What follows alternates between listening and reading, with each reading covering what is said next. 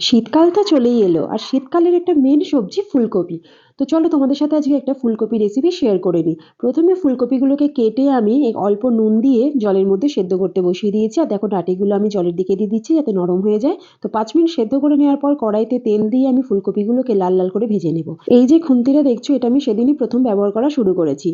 তো ফুলকপি ভাজা হয়ে গেলে এবার আমি কড়াইতে আরেকটু তেল দিয়ে গোটা জিরে শুকনো লঙ্কা ফোড়ন দিয়ে আদা কাঁচা লঙ্কা বাটা দিয়ে এবার আমি ভালো করে মশলাটা কষিয়ে নিচ্ছি। এর সাথে দিয়ে দিচ্ছি আমি হলুদ গুঁড়ো, জিরে গুঁড়ো, ধনে গুঁড়ো আর তার সাথে দিয়ে দিচ্ছি কাশ্মীরি লঙ্কার গুঁড়ো। ভালো করে মশলাটা কষানো হয়ে গেলে এবার আমি দিয়ে দিচ্ছি টমেটো সস। তোমরা চাইলে কিন্তু একদম কাঁচা টমেটো ব্যবহার করতে পারো। এরপর ভালো করে মশলা কষিয়ে নিয়ে আমি দিয়ে দিয়েছি কাজু আর পোস্ত বাটা। তো ভালো করে মশলা কষিয়ে নিয়ে এবার আমি ভাজা ফুলকপিগুলো দিয়ে আমি মশলার সাথে ভালো করে নেড়েচেড়ে মিশিয়ে নিয়ে এই পর্যায়ে আমি দিয়ে দিচ্ছি গরম জল। অবশ্যই গরম জল দেবে, তাহলে টেস্টটা খুব ভালো আসবে। আর শেষে নামানোর সময় গরম মশলার ঘি দিলেই ব্যাস।